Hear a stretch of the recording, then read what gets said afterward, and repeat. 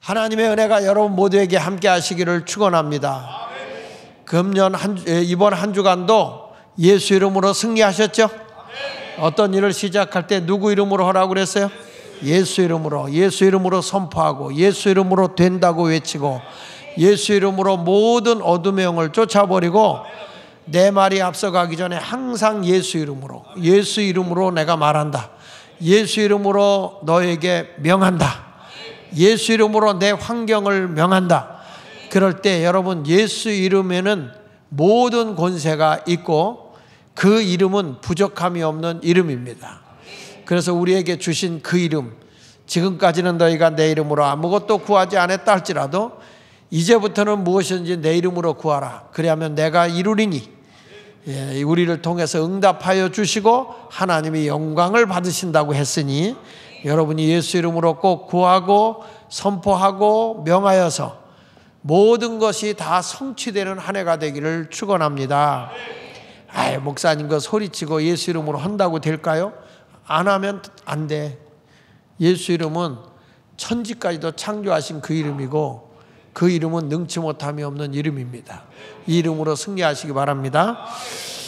지난 시간에 이 요한계시록 19장 1절로 10절에서 첫 번째 했는데 거기서 첫 번째로 하신 건 뭐냐면 할렐루야 아멘, 할렐루야 아멘, 하나님을 찬양하라. 할렐루야라는 말은 할렐이라는 말은 찬양이라는 뜻이고 그리고 루라고 하는 말은 너희들이라는 말이에요. 너희들.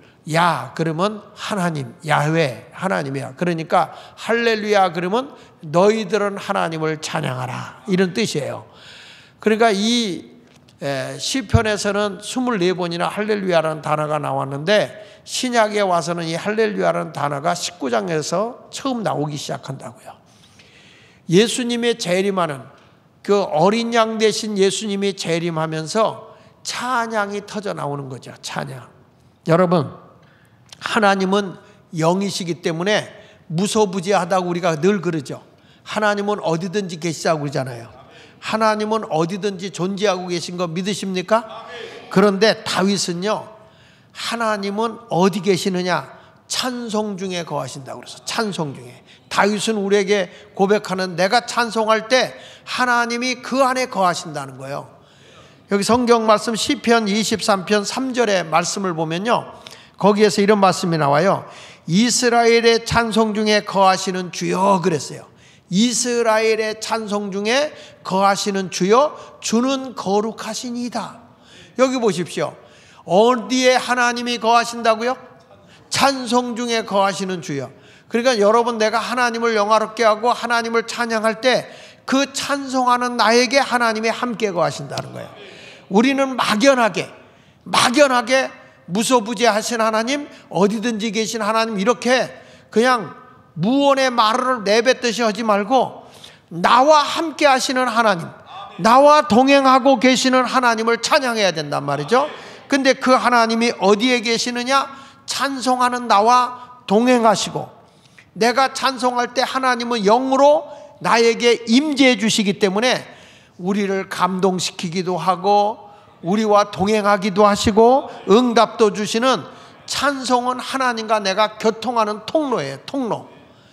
그래서 찬송을 하면 마귀가 싫어해요.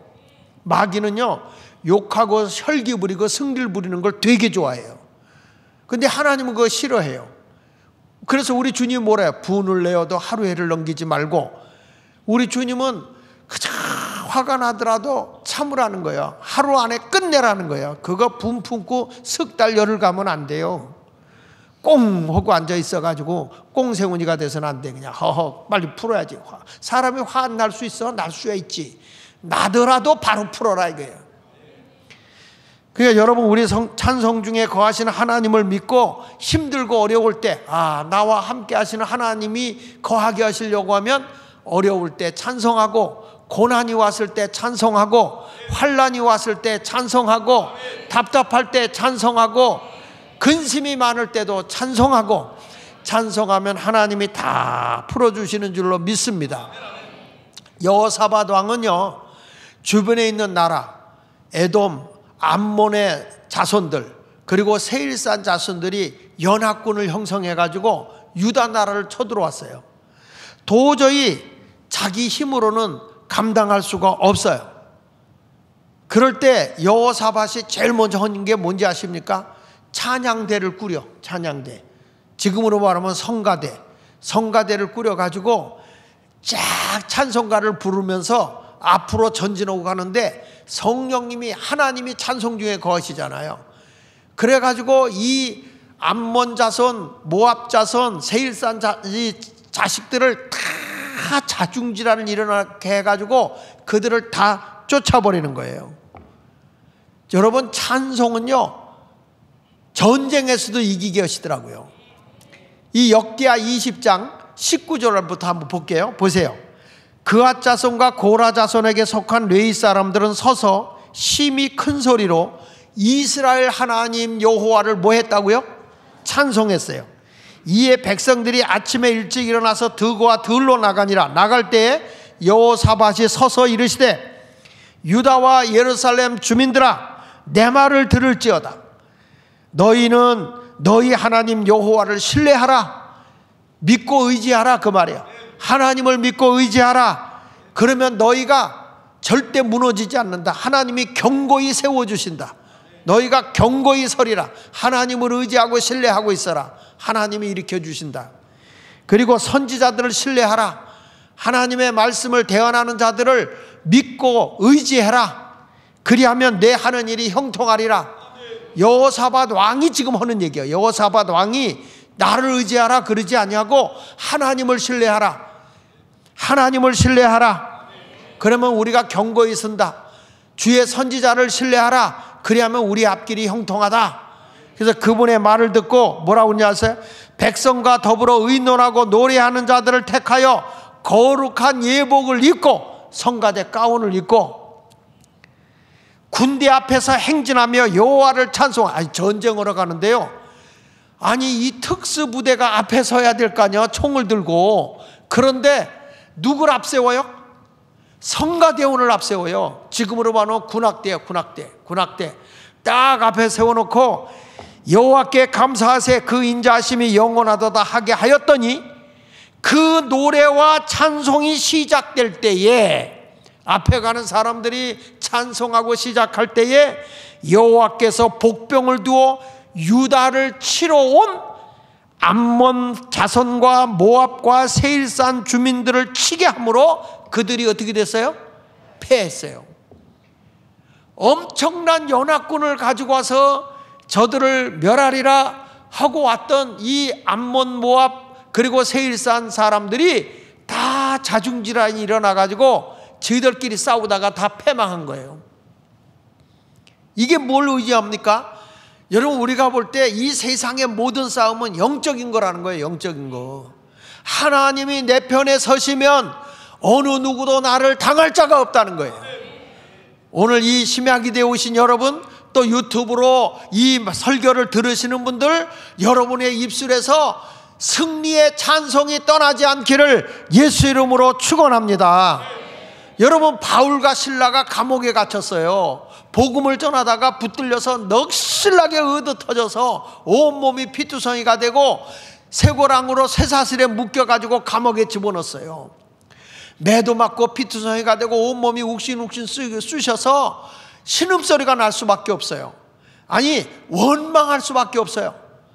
하나님, 내가 딴 거 한 것도 아니고 복음 전하러 다녔는데 나에게 왜 이런 어려운 시련과 이런 아픔을 주는 겁니까? 도대체 하나님이 살아계신 겁니까? 이렇게 원망할 만도 한데, 오히려 그런 아픔과 고통의 자리에서 바울과 실라는요 찬송을 했다. 그래서 찬송을 하니까 이 옥토가 흔들리고 말이죠, 쇠사슬이 풀어지고 감옥에 갇혔던 사람이 다 풀어지는 거야. 자, 보세요. 사도행전 16장 25절 26절에 보니까 한밤중에 그랬잖아요. 바울과 실라가 기도하고 하나님을 뭐하며? 찬송하며 죄수들이 다 들었다는 거예요. 같이 묶여있던 사람들이 기도하고 찬송하니까 시끄러워요 그러는 게 아니라 기도하고 찬송하는데 죄수들이 다 들었어요. 그런데 이때 갑자기 큰 지진이 나서 옥토가 움직이고 문이 다 열리고 모든 사람의 매인 것들이 다 벗겨졌다, 풀어졌다는 거예요. 여러분, 우리가 육적으로 묶인 것도 있지만 영적으로 묶인 것도 있거든요.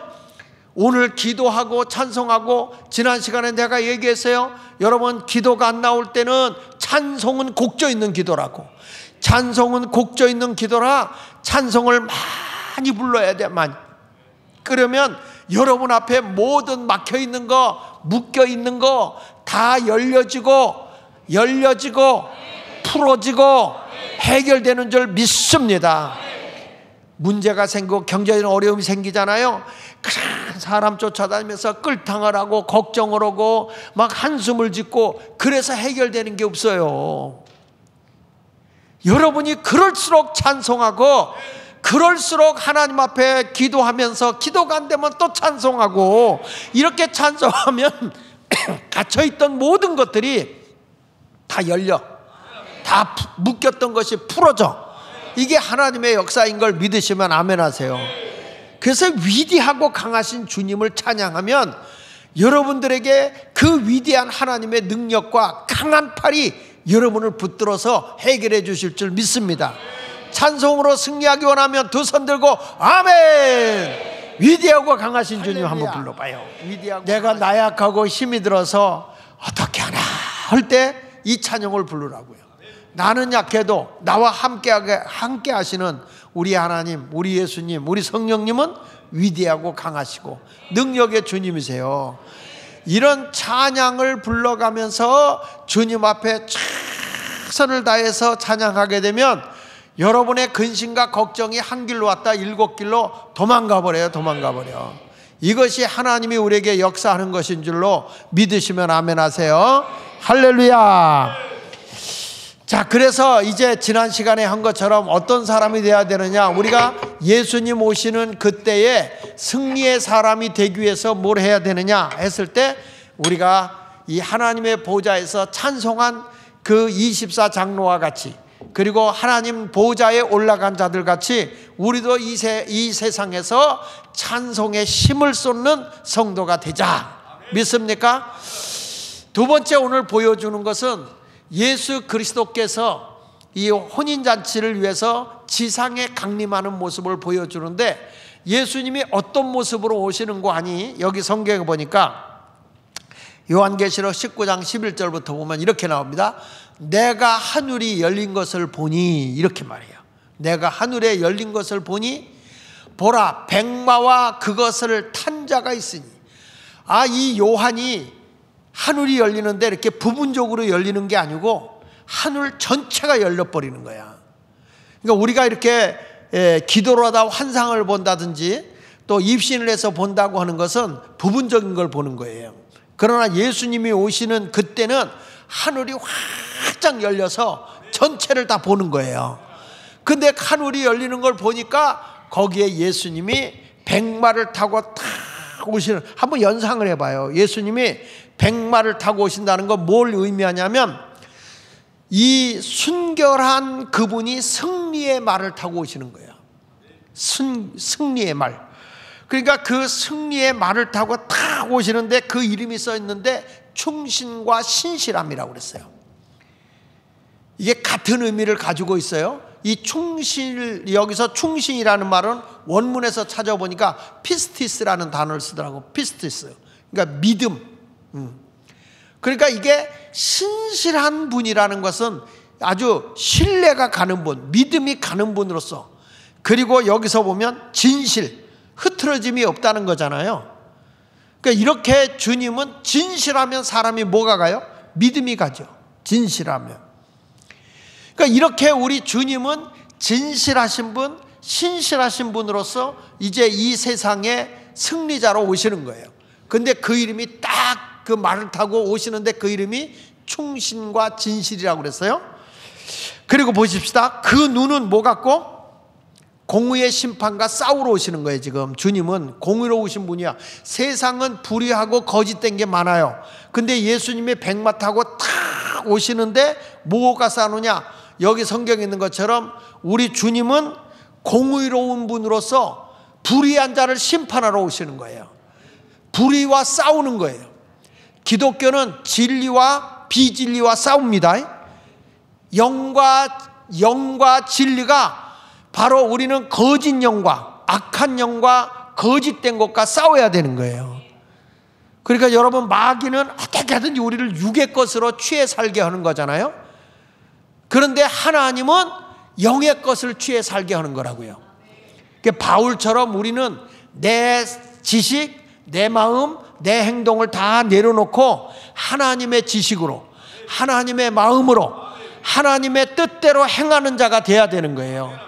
바울처럼 나 자신을 날마다 쳐서 그리스도께 복종시켜야 돼. 그래서 내 지정의는 내려놓고 하나님의 지정의로 사는 거야. 와서 보면 전부 다 내가 판단하고 내가 옳다 그러고 내 주장을 내세우다 보면 다툼밖에 안 생기고 갈등밖에 안 와요. 근데 나는 없고 주님의 지정의로 살면 하나님의 뜻대로 살아가는 데는 다툴 게 없어. 다 하나가 되는 거예요. 주 안에서 하나가 되는 거 아닙니까? 너는 마음을 다하고 목숨을 다하고 뜻을 다하여 주 너희 하나님을 사랑하라. 하나님만 사랑하는데, 내 전심전력을 다해서 하나님만 사랑하는데 다툴 게 뭐 있어요? 그래서 우리는 여기서도 보니까 우리 주님이 충신과 진실로 오는데 공의의 심판과 싸우러 백마 타고 오시는 거예요. 그래서 예수 믿는 사람은 거짓을 쫓아버리고 불의함을 쫓아버리고 공의로움과 진실됨으로 진리로 승리하는 성도가 되어야 할 줄로 믿습니다. 근데 예수님이 오시는 그 모습을 보니까 말을 타고 아주 승리자로 탁 싸움의 기백을 갖고 오는데 그 눈빛은 군기가 바짝 들어서, 여기 보세요, 불꽃 같고 그랬죠. 이글이글 타오르시는 분이야. 심판에 주로 오실 때는요, 여러분, 심판의 주님으로 오실 때 눈이 사랑스러운 눈으로 오는 게 아니에요. 불꽃 같은 눈으로 이글이글 타는 거죠. 여러분, 화가 났을 때 그 눈빛은 부드럽죠? 아니요? 그러니까 하나님의 심판할 때도 눈빛이 불꽃 같고 그 머리에는 머리관은 여러 관을 썼다는 것은 통치자, 왕관을 쓰는 것처럼 통치자로 승리의 관을 쓰고 오신다는 거예요. 그리고 자기밖에 아는 자가 없고 그가 피 뿌린 옷을 입었다. 그 말은 우리의 보혈의 공로, 십자가의 구속의 은혜로 우리를 구원하러 오셨는데, 그분은 어떤 분으로 오셨느냐? 하나님의 말씀이다. 말씀이라는 말은 로고스, 말씀이 생활화되는 것. 다시 말하면 하나님의 말씀이 육신이 되어서 예수 그리스도의 성삼위일체로 오신 예수 그리스도. 그래서 말씀대로 그대로 형상을 입어 온 것을 뭐라고 하냐면 로고스라고 그래요. 로고스. 그러니까 이 하나님의 약속된 말씀대로 예수님은 이 땅에 구세주로 우리를 구원하러 오신 그리스도로 오셨다. 그래서 말씀을 예수 그리스도로 비유할 때 로고스라고 얘기하는 거예요. 로고스. 그러니까 태초에 말씀이 계시니라. 이 말씀이 하나님과 함께 하셨다 그랬잖아요. 이 말씀이 하나님과 계셨다고 하는 이것이 뭘 의미하는 거냐면, 그 말씀대로 육의 옷을 입고 이 땅에 오신 예수 그리스도, 그분이 바로 로고스다 이거야. 그래서 여기서 그 이름은 하나님의 말씀이다 이렇게 말하는 거예요. 예수 그리스도는 말씀이다, 로고스다. 말씀이 생활화된 것이고 육의 옷을 입고 온 것이다 그 말이에요. 여러분, 성경에 있는 말씀은 그냥 없어지는 게 아니에요. 살아있는 말씀이고 영의 말씀이고, 이 영의 말씀이 깨달아져서 은혜가 돼야 되고 진리가 돼야 되는 거예요. 거기 보십시오. 그 다음에 뭐라고 하니? 하늘에 있는 군대들이 희고 깨끗한 세마포옷을 입고 백마를 타고 그를 따르더라. 이야, 여기 승리자들의 모습인 거예요. 예수님이 백마 타고 맨 앞에 진두지휘하고 있고, 뒤에 다 예수 믿고 승리하여 십자가 군대가 되어서 승리했던 사람들이 다 백마 타고 예수님을 따라, 예수님 재림 지금 하는 모습이에요. 이게 재림하는 모습. 예수님이 공중에서 혼인잔치를 하기 위해서 이 땅에 내려오시기 직전에 나타나는 모습인데, 하늘이 열려보니까 백마 타고 주님이 이제 이 세상을 심판하고, 그리고 다 7년 동안 혼인잔치 의식을 위해서 나타나는 모습을 보니까 예수 잘 믿고 승리한 사람들은 뒤에 백마 타고 말이야 같이 예수님을 따라 나오는데, 이야, 그 위험이 대단한 거예요.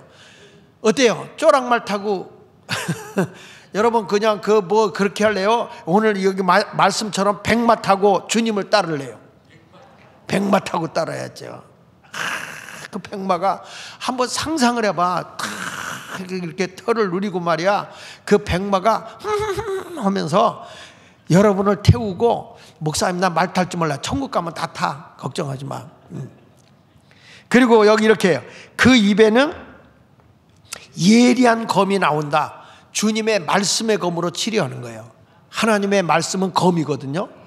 그리고 뭐냐, 그것으로 만국을 치겠고 친히 그들을 철장으로 다스리며 또 친히 하나님과 전능하신 이의 맹렬한 진노의 포도주 틀을 밟고 그 옷과 그 다리에 이름에 쓴 것이 있으니 만왕의 왕이요 만주의 주다. 예수님이 재림하는 그분은 어떤 분으로 오냐, 천년왕국 동안에 천년왕국을 하는데 왕노로 타시고 인류의 주권자가 되어져서 우리를 다스리고 통치한다는 거예요. 세상의 왕은 불완전해요. 그런데 우리 주 예수 그리스도가 왕이 되셔서 우리를 다스리고 우리의 주인이 되셔서 우리에게 모든 것을 다 인도해 주시는 그런 주권자 되신, 주인 되신 예수님이 우리를 다스릴 때는 부족함이 없어요. 그러니까 지금 여기서 뭘 얘기하냐, 예수 그리스도의 지상 강림하는 모습을 지금 보여주고 있는 거야. 나는 여러분들이 이번에 이런 열리는 역사가 있기를 예수 이름으로 축원합니다. 요한계시록 4장 1절에도 보면 하늘이 열린다고 그랬어요. 여기 뭐 이후에 내가 보니 하늘에 열린 문이 있는데 이렇게 나오잖아요. 요런 열린 문은 부분적인 열린 문이에요. 요한계시록 11장 19절에도 보면 하늘에 있는 하나님의 성전이 열렸다. 부분적으로 하나님의 성전을 본 거예요, 하나님의 보좌에. 그런데 이 19장에 나타나 있는 이 하늘이 열려진 것은, 이것은 전체가 열린 거예요. 모든 하나님 나라의 세계가 열린 거기 때문에 이것은 하나님이 그동안에 예언하고 약속해줬던 모든 역사 속에 이루어진 전부를 다 우리에게 보여주고 있는 것입니다. 오늘 사건은, 요한계시록 19장의 사건은 재림 사건이에요. 재림 사건. 예수님이 이 세상의 모든 세월이 끝나고 이 세상의 모든 것은 다 심판할 것 심판하고 무정에게는 마귀는 무정에게 집어넣고 그 혼인잔치가 딱 열려지면서 이제 어디로 가느냐, 지상에서 천년왕국이 열려질 걸 말하는 거예요. 천년 동안 여러분 우리 예수님이 이 땅에서 왕이 되고 주가 돼서 우리를 다스려요. 이때는 죽음도 없고 질병도 없고 아픔도 없고 이별도 없고 눈물도 없고 그냥 지상천국이야, 지상천국.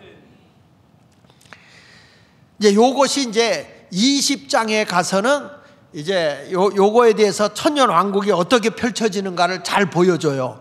21장에는 천년왕국이 끝나고 난 뒤에 우리가 말하는 영원무궁세계, 일명 천년왕국, 아니죠, 천국. 우리가 진짜 말하는 천국. 그러니까 이 영원무궁세계가 어떻게 펼쳐지느냐, 그걸 보여주는 게 21장이에요. 그래서 실질적으로 20장에서 천년 동안 왕노릇하며 어떤 모습이 이루어지는가도 그때 한번 여러분들이 20장을 볼 때 보는 건데, 지금은 재림하는 모습으로 지금 예수님의 재림의 주로 오는 모습을 우리에게 보여준 겁니다. 백마 타고 오신다. 불꽃 같은 눈으로 만물을 꿰뚫어 보는 눈을 가지신 분, 면류관을 쓰고 승리자로서 만화의 왕 만주의 주로서 우리를 통치하러 오시는 그분, 그리고 피 뿌린 옷을 입고 보혈의 공로로 우리의 죄를 다 사해 줬다는 의미를 보여주고 있는 거예요. 입에는 말씀의 검을 가지고 있어요. 여러분들도 이 세상에 살아갈 때 다른 거 의지하지 말고 하나님 말씀만 의지하고 나에게 어떤 위협이 왔을 때 말씀의 검으로 물리쳐 버리길 바랍니다. 성경 말씀 요한계시록 19장 15절에 보면 이렇게 말해요. 그의 입에서 뭐가 나온다고 그랬어요? 예리한 검이 나온다고 그랬어. 그러면 이 예리한 검이 뭐냐? 히브리서 4장 12절을 보십시오. 거기 보면 이렇게 나와요.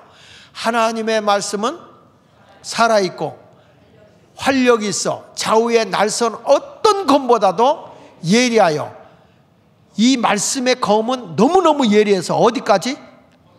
우리의 혼과 영과 및 관절까지 골수를 찔러 쪼개기까지 하며 또 마음의 생각과 뜻을 판단하도록 하는 게 말씀의 검이라는 거죠. 그러니까 하나님의 말씀은 예리해요. 그래서 우리가 벌써 시험 들어갖고 오면 여지없이 설교 시간에 그냥 찔러요. 쪼개고, 아유 저건 틀림없이 고집사가 고자질했을 거야. 아니라니까요.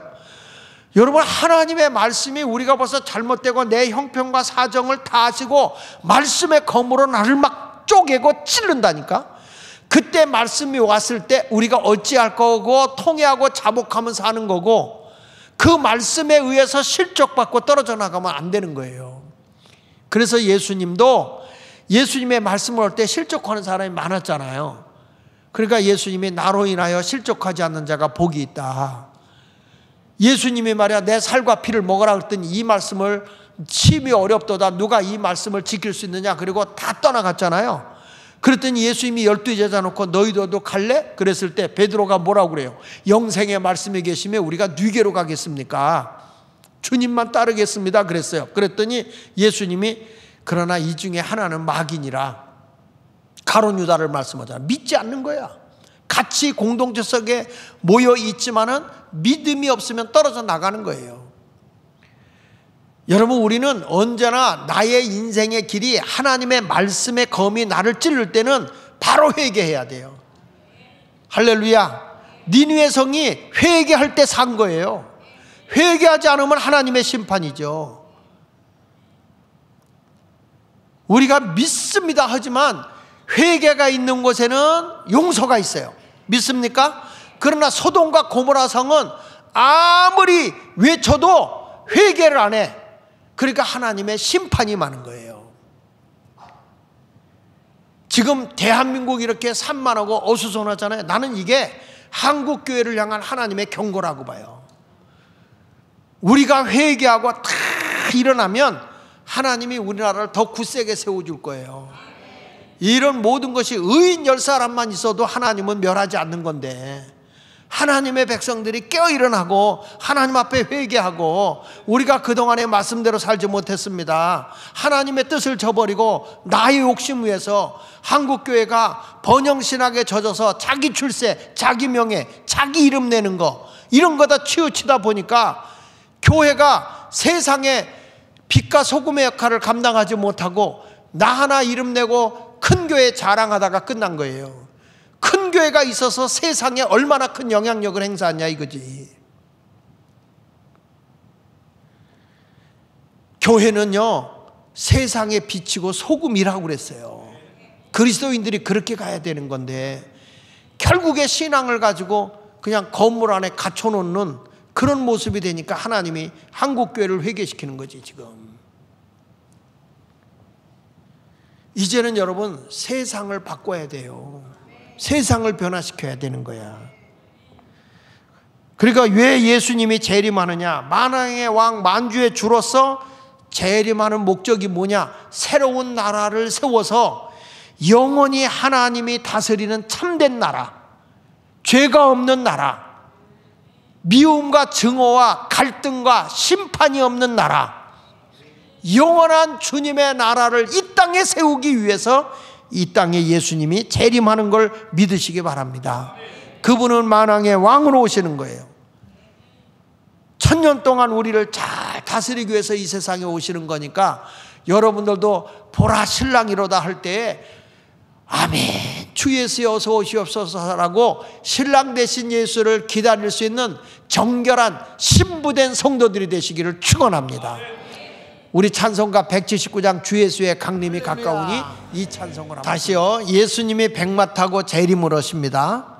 그 이 세상에 7년 혼인잔치가 이루어지고 그 다음에 이 세상으로 예수님이 내려오시게 되셔서 1000년 동안 우리를 다스리는 왕으로 오신다고 그랬어요. 11절을 다시 보면 지금 이 사도 요한이 영안이 열려보니까 하늘이 열린 것을 보니까 백마와 그것을 탄 자가 있으니 그 이름은 충신이고 진실이다. 예수 그리스도를 비유하는 거예요. 그런데 그가 공의로 심판하러 싸우더라. 세상에서 의롭지 못한 것은 다 하나님이 이제 마지막 때는 다 심판이에요. 그래도 부끄러운 구원을 받아도 그 환난 시대 7년 동안의 대환난 시대를 통과하면서 주님을 믿고 주님을 따라온 사람들은 천연왕국에 이게 들림받지 못하고 입성을 한다고. 바로 예수를 잘 믿은 사람들은 슬기로운 다섯 처녀같이 우편에 있는 양과 같이 주님 오시는 그날에 보라 신랑이로다 할 때 호련히 우리 몸이 다 들림받아 공중으로 올라간다고요. 둥둥둥둥둥 올라가요. 비행기 안 타고 마치 엘리야가 회리 바람을 타고 올라가듯이 하나님의 역사하신 가운데 우리가 쫙 올라가요. 거기서 7년 동안 공중 혼연잔치가 딱 끝나고 나면 이 세상에서 시집가고 장가가면서 예수 믿는 사람들 핍박하고 못된 인간들이 있었잖아요. 그런 사람들을 주님이 내려오면서 다 심판을 해서 다 갈아서 심판 자리로 멸해버리고, 그래도 그 가운데 예수 믿고 구원받은 영혼들 있잖아요. 환난을 통과하는 분들이 있어요. 이런 분들을 어떻게 하냐면 천년왕국으로 그냥 입성을 시켜요. 천년왕국으로 입성을 하면 들림받고 우리의 몸이 변화됐던 사람들이나 죽었다가 1차 부활은 예수 잘 믿고 구원받은 사람들은 1차 부활에 참여해서 공중으로 들림받아 올라가고, 그리고 이 세상에서 예수 잘 믿던 사람은 호련히 변화돼서 산채로 그냥 들림받아 올라가요. 변화된 몸으로.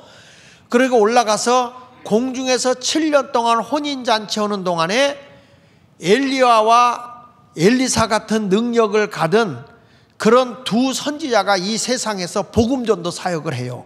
그 두 사람의 능력을 가진 자 같은 그러한 능력으로 행하면서 무슨 역사를 했냐? 구원의 역사를 이루어요. 그러다가 주님이 공의의 심판으로 딱 올 때 되면 이 두 사람이 사흘 반 동안 죽어져서 길거리에 버려집니다. 길거리에 버려지고 3일 반이 지난 뒤에 이들이 갑자기 부활해서 들림받아 올라가요. 그러면서 세상의 구원의 역사는 끝이야. 그리고 이때 구원받지 못한 사람은 하나님이 다 멸해버리고, 이때 구원받은 영혼들은 주님이 백마 타고 그들을 거느리고 7년 혼인잔치 다 끝내고 이들을 데리고서 그게 어딘지를 모르겠지만 지상 천년왕국이 세워지는 거예요. 그래서 어떤 사람은 그게 하와이다 무슨 어디다 그리고 막 데리고 가는 인간들도 있어. 또 그걸 또 믿고 가는 특수 등신도 있고. 아직 그런 데가 갈 필요가 없어요. 주님이 어딘지 그건 주님이 아시는 거니까 우리가 들어가면 돼요. 근데 이때에 들림받지 않고 이 세상에서 그대로 환난을 통과해서 구원받아 천년왕국에 들어가는 사람들이 있죠. 그분들은 이 세상에서 시집가고 장가가요. 애도 낳고. 그들은. 그러나 들림받아 올라간 사람들이나 변화된 사람들은 시집 장가가지 않고 뭘 하냐면 만왕의 왕 만주의 주가 되신 주님이 그들을 통해서 지역지역에 왕 노릇을 하도록 분봉왕을 임명해. 분봉왕. 예수 잘 믿으면요 선거 없이 왕이 돼요. 하나님이 우리에게 그런 어마어마한 특권을 우리에게 내려주시게 돼 있습니다. 이 영의 세계를 보면 너무너무 신비한 거예요. 이거를 우리 어른들만이 아니라 우리 젊은이들도 이런 신앙을 가져야 돼요. 재림의 신앙을 가져야 돼. 믿습니까? 사람이 통치하는 데는 불완전합니다. 이스라엘 백성들도 보이는 왕을 주세요. 보이는 왕을 주세요. 그래서 하나님이 1대왕 사울왕을 보였지만 얼마나 나라를 어지럽고 혼란하게 합니까? 자기가 조금 위협을 느끼면 다윗을 죽이려고 쫓아다니고 말이야. 자기 사위인데도 불구하고. 그리고 백성들에게 해를 입히잖아요.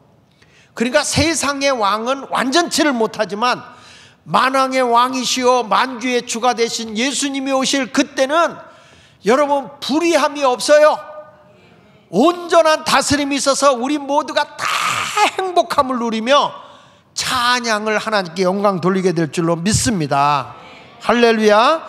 여러분도 승리의 삶을 살아가시기를 예수 이름으로 축원합니다. 백마탄자의 이름이 뭐라고 그랬어요? 충신과 진실이라고 그랬어요.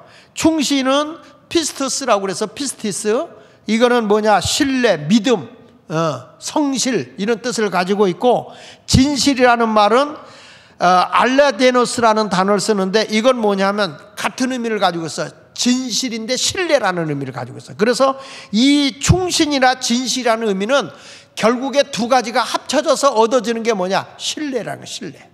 우리 주님은 믿고 의지할 만한 분이다 그 말이에요. 그러니까 딱 주님이 여기다 이름을 쓰고 충신과 진실이라 그 말은 믿고 의지하고 나를 따르라 그 얘기예요. 예수님을 믿고 예수님을 따른 사람들은 다 승리자가 될 줄로 믿습니다. 내 생각 의지하지 말고요, 주님의 말씀을 따라가는 자가 되시길 바랍니다.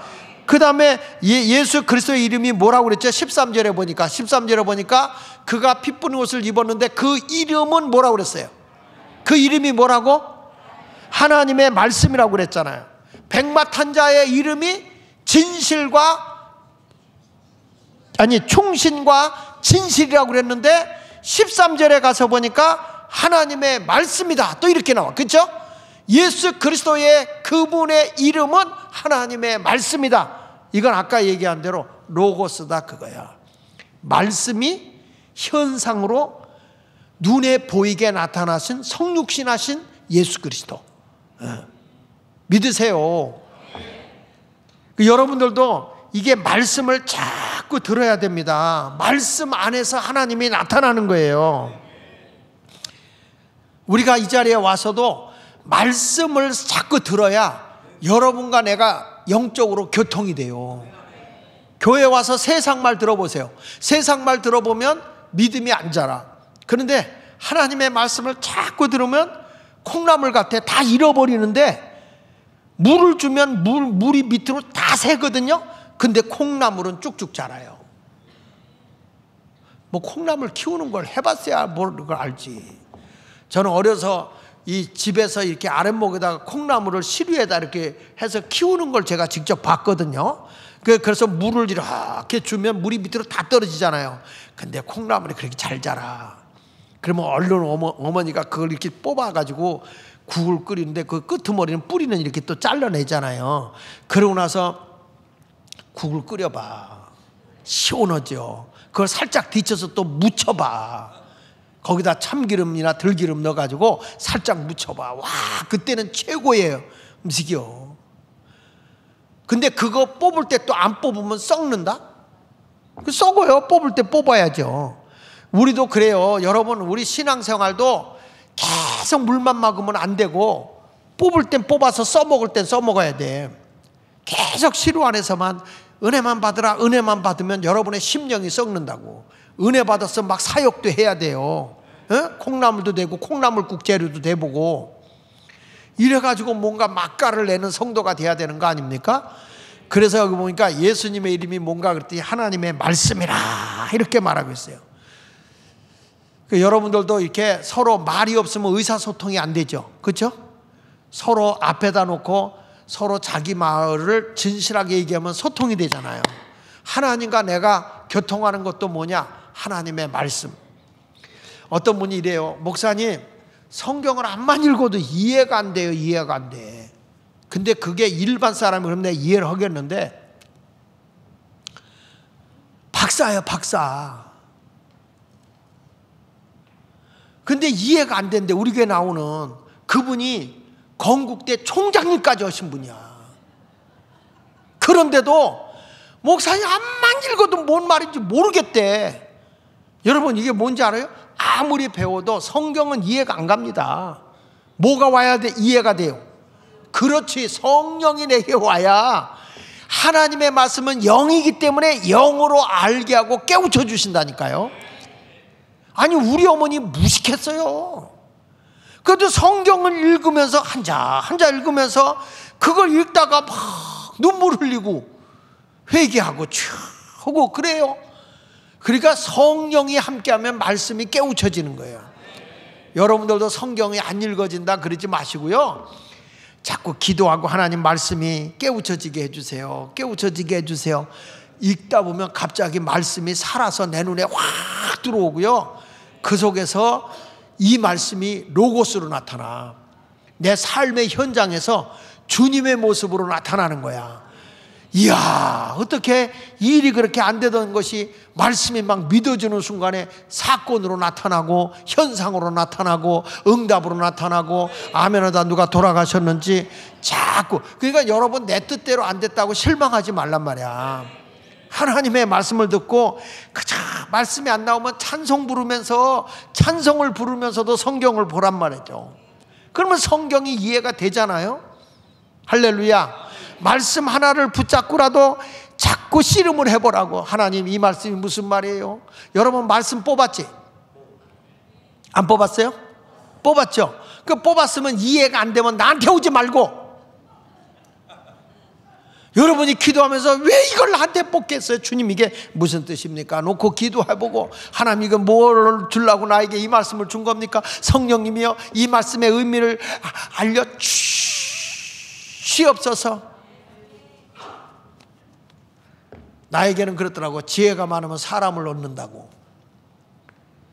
하나님 앞에서 여러분들도 자꾸 말씀을 깨우치기를 위해서 기도하시기를 바랍니다.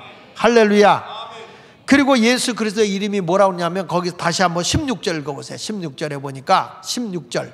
자, 시작. 그 옷과 그 다리에 이름을 쓴 것이 있으니 뭐라고 써 있어요? 만왕의 왕이여 만주의 주라. 지금 여기 보니까 예수의 이 백마 타고 오시는 예수님의 이름을 보니까 여기에서 분명히 세 이름이 주어져. 하나는 뭐냐면 충신과 진실이야. 이게 같은 의미야. 신뢰를 준다는 거야. 충신과 진실이야. 그 다음에 두 번째 예수 그리스도의 이름이 뭐라고요? 말씀이야. 하나님의 말씀. 그 다음에 세 번째는 뭐라고 그랬어요? 다시 16절 거기 끝부분에 보세요. 그 다리에, 그 옷과 그 다리에 이름을 쓴 것이 있는데 그 이름이 뭐라고 그랬어요? 만왕의 왕이여 만주의 주라. 여러분, 내 인생을 다스릴 수 있는 왕으로 오시는 예수님, 그리고 나의 모든 것을 주관하시고 다스리는 주권자 되시는 예수님. 그러니까 세상의 사람들이 날 다스릴 때는 원망과 불평이 올 수 있지만 예수님이 다스리는 세계는 원망과 불평할 것이 없는 행복과 기쁨이 넘치는 거예요. 난 금년 25년도에도 하나님의 뜻을 따라가서 항상 기뻐하고 쉬지 말고 기도하고 범사에 감사하며 하나님의 뜻을 따라가는 성도가 되시기를 예수 이름으로 축원합니다. 할렐루야. 하나님이 제게 목회할 때 주었던 말씀이 빌립보서 4장 7절 이하 11절이에요. 그 가운데서 주시는 말씀에 한번 좀 띄워줘 봐요. 빌립보서 4장 7절로 갑자기 얘기해서 미안한데, 항상 내가 이게 목회 철학을 가지고 있었던 거거든. 그래서 첫 번째는 뭐냐면 나 자신과의 관계.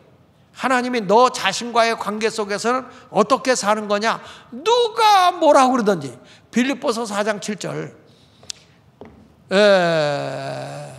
그 위에 띄워봐. 4절부터 빌립보서 4장 4절.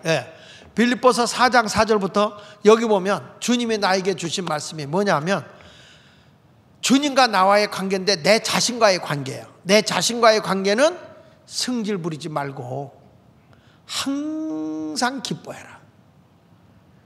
내 자신과의 관계는 기쁨으로 살라는 거예요. 이게 내 목회에 하나님이 주신 나 자신과의 관계에 주신 말씀이에요. 그러니까 여러분들, 이게 내가 지금 45평생 동안 복음을 전하면서 하나님이 주신 이 말씀을 저는 잊질 않아요. 따라합시다. 나 자신과의 관계. 나 자신과의 관계는 항상 주 안에서 기뻐해라. 예수님이 다시 너에게 말하는데 기쁘게 살아. 여러분, 예수 믿는 거 승질 부리지 말고 얼굴 보면 그러면 안 돼.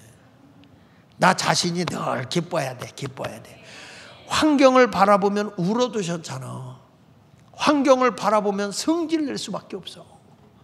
그런데 주님은 뭐라고 하냐면 네가 주 안에 있다면 항상 기뻐해. 왜? 네가 할 수 있는 건 아무것도 없어. 내가 이루어줘. 내가. 그러니까 주 안에서 항상 기뻐해. 주님이 이루신다. 주님이 행하신다. 주님이 인도하신다. 주님이 키우신다. 이런 믿음을 가지고 어떻게 살아라? 기쁘게 살아라. 그 두 번째는 뭐냐면 이웃과의 관계. 이웃과의 관계는 5절이에요. 5절에 보니까 너희 관용을 모든 사람에게 알게 하라. 주께서 가깝다. 주님이 오실 날이 가까우니까 꽁하고 살지 말고 누구하고 담벽 쌓지 말고 그냥 다 받아줘라. 목사가요, 나처럼 아무나 만나주는 사람도 드물어. 근데 왜 그러냐? 주님이 하는 거예요. 그냥 다 모든 사람을 그냥 관용 있게, 관대하게, 너그럽게 그냥 대해라. 왜? 주님 오실 날이 가까웠어. 누가 알아요? 그래가지고 하나님의 영광이 드러날 줄 누가 아냐고. 근데 너무 교회에서 이해타산하고 계산하고 습한 이 컴퓨터 두들기고 앉아있으면 하나님이 기뻐하지 않아요. 그러니까 나 자신과의 관계는 기쁨으로 주 안에서, 이웃과의 관계는 너그러움으로. 아멘이에요. 괜찮아. 이건 나의 목회가 그랬다는 거라고 그래서 그러지 말고 여러분도 그렇게 살아보라고. 아니 이건 바울이 한 얘기예요. 바울이. 저 오늘부터 좀 이렇게 꽁 하고 있지 말고. 아니 여러분 지금 나에게 미운 마음이 있어? 좀 관대해줘. 뭐 나라고 완전한 것서 부족함이 많죠. 그 전에 그랬잖아요. 제가 한번 우리 교회한테 나 예수님만 아니면 집사님 같은 사람 안 만나. 그랬더니 그분이 하는 얘기가 그러더라고. 나도 예수만 아니면 목사님 같은 사람 안 만나요. 그래가지고 아주 혼났어 그때 아주. 이게 뭐냐면 피차 서로 부족해도 이해하고 사는 게 관대함이야. 관대함. 부부간에도 여러분 항상 마음이 맞아? 네? 권장로님 아니야. 머리를 흔들어. 항상 그래도 너그럽게 대하고 사는 거야. 인간은 다 그놈이요. 어느 할머니가 시집을 3번 갔대잖아. 남편이 일찍 죽어서 딴 사람하고 데려다 살아보고, 그래서 또 헤어졌대. 딴 놈하고 살아봤는데 또 헤어졌대. 그래서 그 할머니가 한 말이 그거야. 다 살아보니까 다 그놈이요. 그래도 첫째 놈이 낫더래. 말귀를 알아듣나 모르겠어. 그러니까 모든 관용을 모든 사람에게 알게 하라. 주께서 가깝다. 그 다음에 3번째서는 하나님과의 관계. 따라합시다. 하나님과의 관계. 여기서 이것들 아무것도 염려하지 말고 다만 모든 일에 기도와 간구로 너희 구할 것을 감사함으로 하나님께 아뢰라. 하나님 뭐라고 하냐면 하나님과의 관계는 감사함으로 기도하라는 거예요. 감사함으로. 염려하지 말고 걱정하지 말고 모든 것에 대해서 하나님 앞에 감사함으로 기도하라는 거야. 그러면 어떻게냐? 7절에 보세요. 그러면 모든 지각에 뛰어난 하나님의 평강이요, 나의 평강이 아니고 하나님의 평강이 그리스도 예수 안에서 내 마음과 생각을 지켜주신다는 거예요. 그러니까 내 인생을 누가 주관하신다는 거예요? 하나님이 인도하신다는 거예요. 그래서 이게 내 목회 철학이에요. 이게 그래서 나는 책에도 이런 걸 여러 번 썼어요. 난 여러분들도 인생의 좌우명이 됐으면 좋겠어. 나 자신과의 관계는 하나님 앞에 늘 기쁘게 살겠다. 주 안에서. 이웃과의 관계는 마음에 안 들어도 관대하게 살겠다. 너그럽게. 아멘. 어때요? 자식이 마음에 안 들어도 버려? 심장로님 버려? 안 버리죠? 끝까지 품죠? 속 썩여도 내 자식을 품어. 야단칠망정 품어요. 다시는 안 봐. 또 봐. 왜 그래요? 관대함으로 다 품어내는 거예요. 그 다음에 하나님과 나와의 관계에 있어서는 염려하지 말고 기도와 간구를 하는데 감사함으로 기도하라는 거야. 감사함으로 하나님께 아뢰라. 내 모든 형편과 사정을 불평하지 말고 원망하지 말고 이래도 감사 저래도 감사하면서 하나님께 다 아뢰라. 그리하면 이렇게 나온 거예요. 모든 걸 다 아시는 그 뛰어나신 하나님의 평강이 내 마음을 평안하게 하고 내 마음을 지켜준다.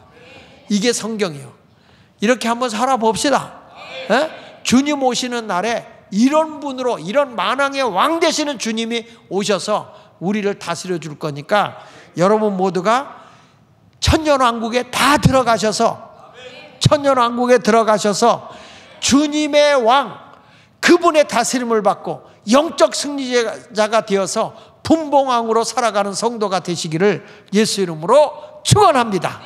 그렇게 살기 원하면 두 손 들고 아멘, 할렐루야. 우리 찬송가 부르면서 준비하신 헌금 부르도록 하겠습니다. 복음 찬송가입니다. 주님 다시 오실 때까지 찬양팀 다 나와주시고.